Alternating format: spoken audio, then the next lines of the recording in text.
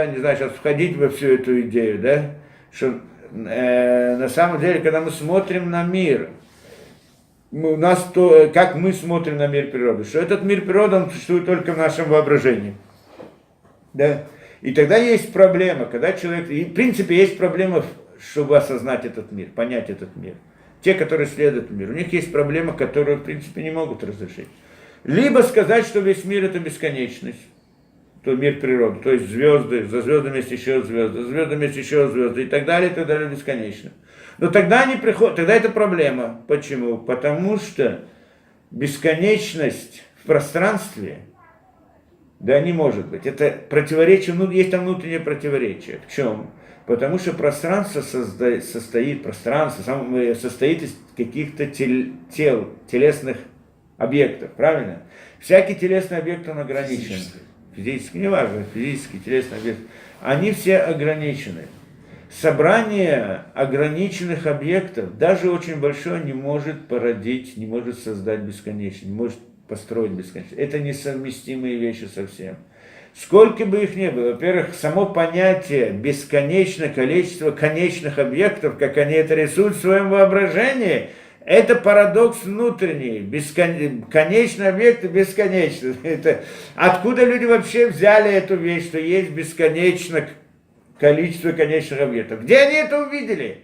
Где они это увидели? Если человек, как они говорят, произошел от обезьяны, да, и вот была одна обезьяна, все обезьяны бегали там за этими слонами, там, мамонтами и так далее. Да, один, значит, начал философствовать и стал думать так.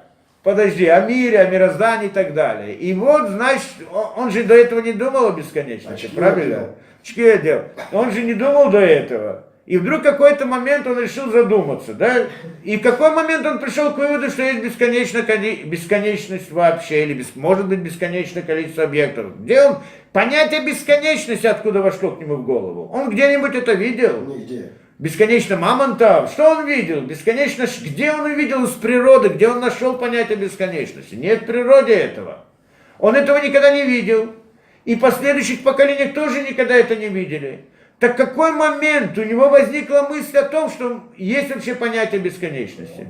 Это должны сказать, что на самом деле он с этим понятием родился. Что человек, понятие бесконечности есть внутри него. Откуда оно у него там? Как он родился вместе с этим знанием? Оно у него есть, это внутреннее знание, он с этим родился. Как он это понял, как он это осознал? Он осознал, потому что его душа, она бесконечна. То есть его внутренняя суть, то есть и понятие бесконечности, это бесконечность внутри него. То есть сам человек осознает внутри себя, что он был всегда, и он будет всегда. Это внутреннее ощущение человека, с этим он родился.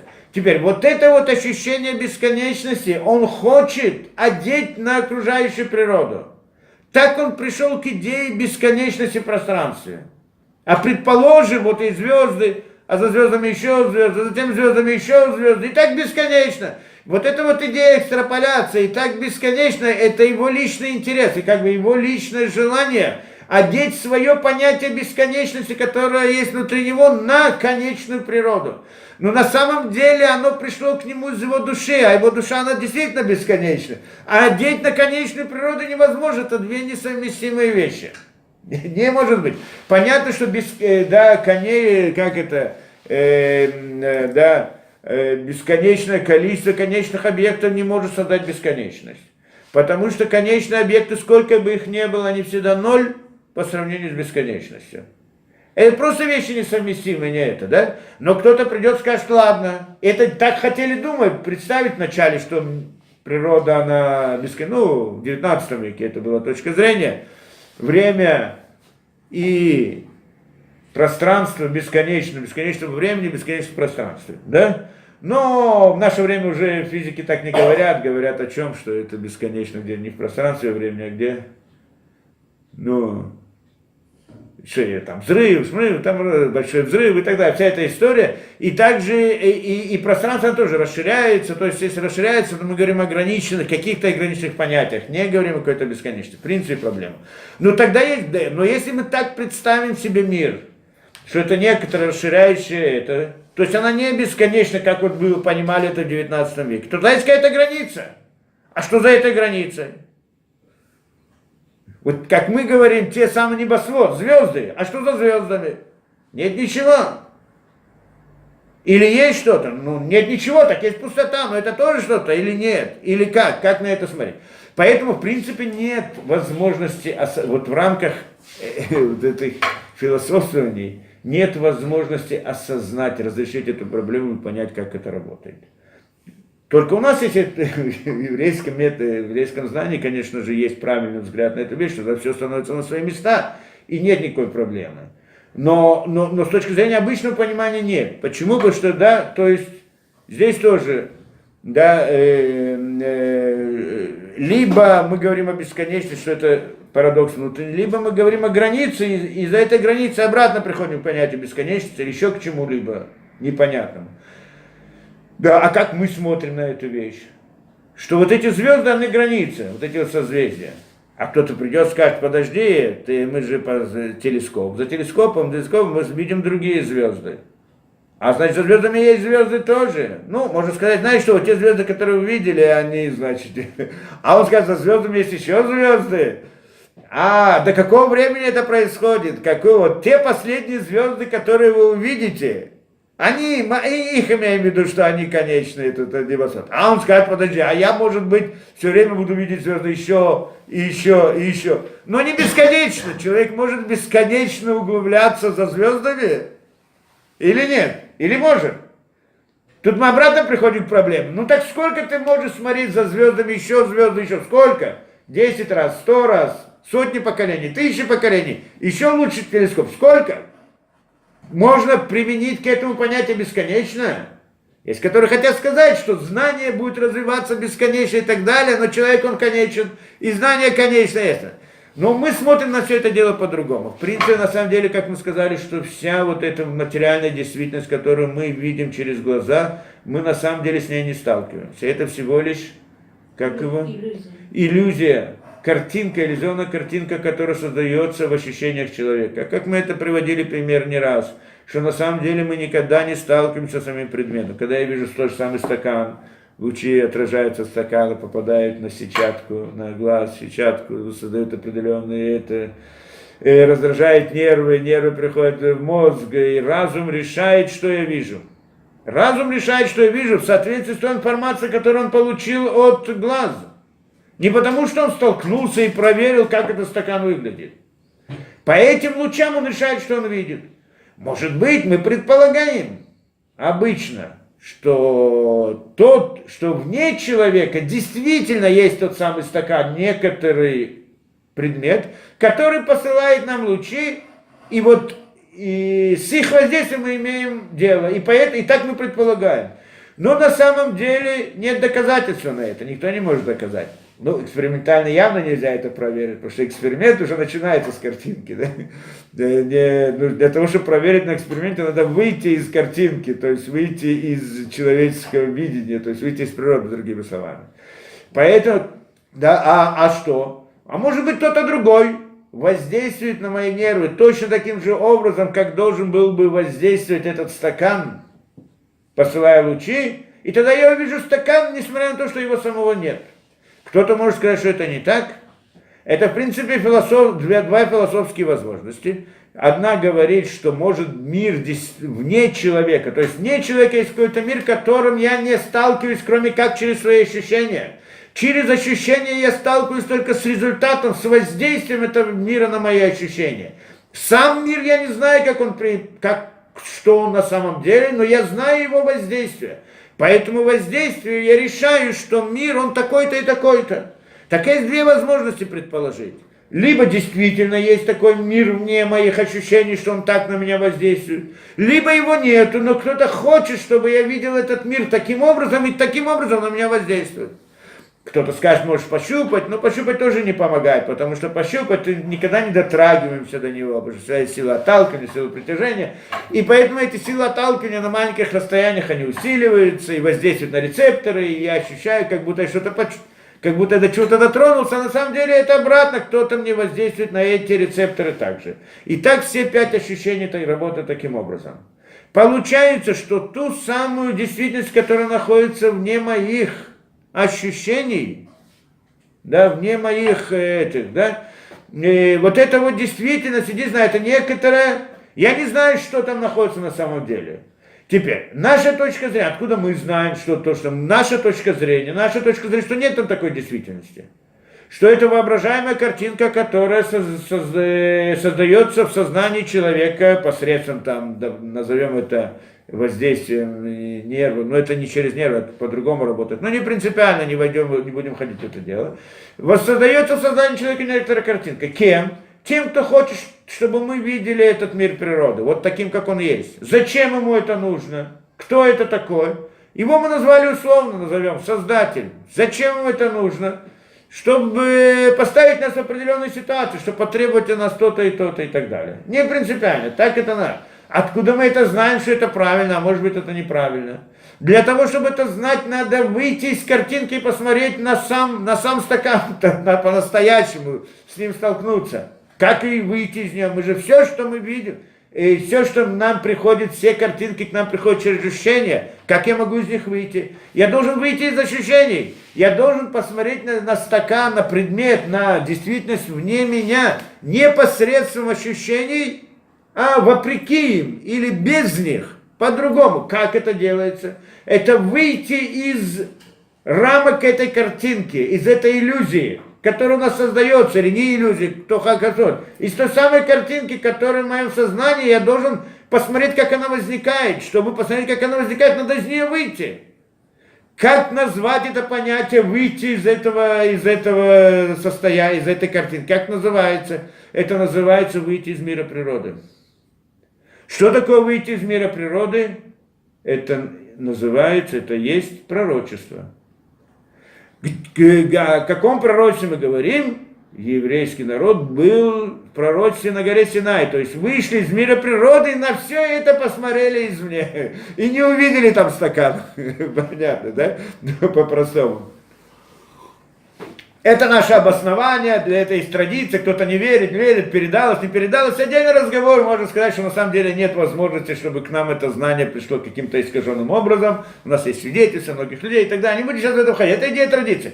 Но это наша точка зрения. Ты приходишь с некоторой философской позиции своей, что есть мир природы, он на меня воздействует, и это то, что я вижу. Ну, это одно из философских мнений. Есть все доказательства? Нет. Мы приходим, говорим другую точку зрения, что нет этой действительности, но кто-то воздействует вниз. Да, и откуда я знаю, что это правильно? У меня есть свидетельство. Да, еврейская традиция. Не принципиально, в любом случае, это наша точка зрения. Теперь, с этой точки зрения, что происходит? На самом деле, эта картинка возникает, как мы говорили, мир, Творец создает мир, да, в каждое мгновение. Так мы говорим в молитве, правильно? Молитвы много лет. Сегодня пришли это к физике, к этой точке зрения, там квантовой физике. Пришли к этой идее, что мир как бы пульсирует, возникает, исчезает, возникает. Но мы эту молитву уже говорим 2000 лет, не?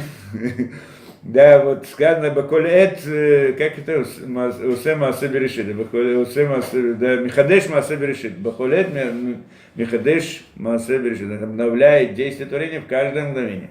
То есть каждый раз мир возникает заново. Что это значит? Это значит, что каждый раз посылается нам в сознание некоторая картинка.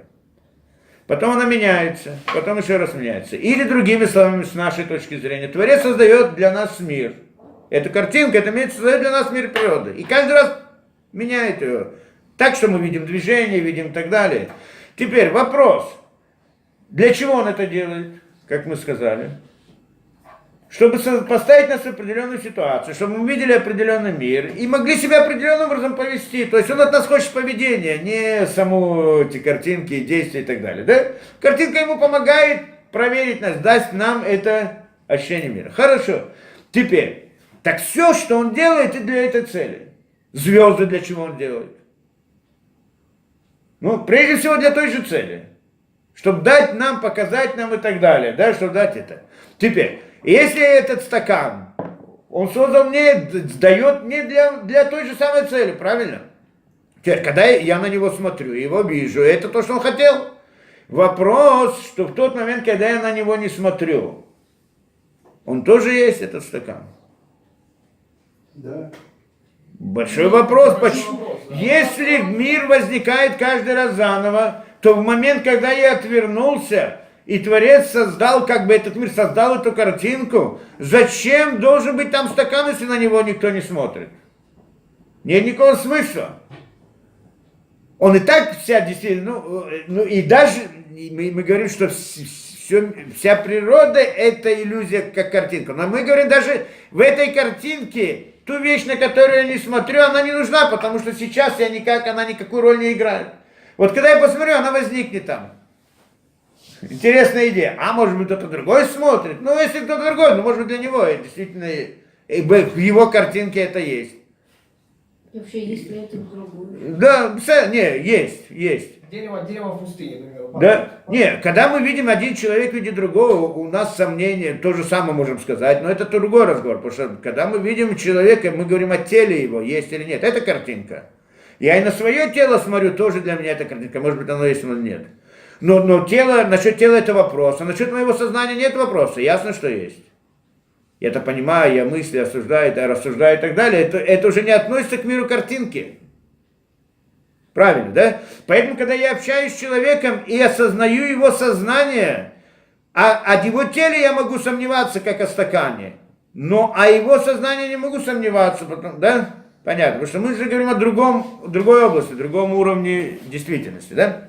Теперь, я нахожусь в комнате, все хорошо, вышел из комнаты, она вообще есть. Понятно, да? Теперь, тот же самый момент. Мы приходим и смотрим на небо. И смотрим звезды. Они есть, потому что, да, Творец нам создал для того и для того. Когда я отвернулся, вопрос, если они там есть. Может, их вообще там нету. По всей видимости, нет. Зачем они там должны быть? Ведь они были созданы только для меня. Может быть, кто-то другой смотрит на них, и им это тоже нужно. Может быть. А если никто не смотрит, то вообще нету. Понятно, да? Теперь. Мы смотрим на звезды, видим звезды, правильно? Теперь, придумал телескоп кто-то и посмотрел, за звездами этими есть еще звезды. Теперь вопрос, он их увидел, правильно? Теперь вопрос, до того, что он придумал телескоп и смотрел туда, они там тоже были? По той же самой логике мы идем? Конечно, нет. Зачем Творец создал эти звезды? Вот, да, в тот момент, когда он создал телескоп, Творец дал ему картинку, что в этой картинке есть звезды за звездами. Для чего? Потому что Творец хотел создать для нас мир природы. В чем идея мира природы? В том, что мы должны осознавать, что есть мир природы, он нигде не заканчивается, ну, по идее. Он не хотел нам дать возможность подкопаться к духовному миру. Дойти до границы, где там начинается духовность. Поэтому, когда ты посмотрел за звезды, так он тебе нарисует картинку новых звезд. А ты придумаешь телескоп сильнее, и посмотришь, и посмотришь с телескопом сильнее, ты увидишь за теми звездами еще звезды. Но они возникли именно в тот момент, когда ты стал на них смотреть. Специально для тебя, как испытание, чтобы ты не смог и сказать, вот я нашел границу, что там все это, да? Чтобы у тебя было ощущение природы. Для этой цели так была создана природа. А ты придумаешь еще, пожалуйста, будет еще звезды. Сколько это будет? До бесконечности? Бесконечности не может быть, да? То есть, понятно, это идея. Тогда это наш взгляд на мир природы. И здесь, если посмотреть, очень хорошо, он очень логичный. Очень понятный, очень правильный, он прям сразу так все становится на свои места. Это немножко непривычные, 100%, нам непривычно это. И в это не стоит слишком, иной раз человек может начать думать об этом и привести к некоторым проблемам.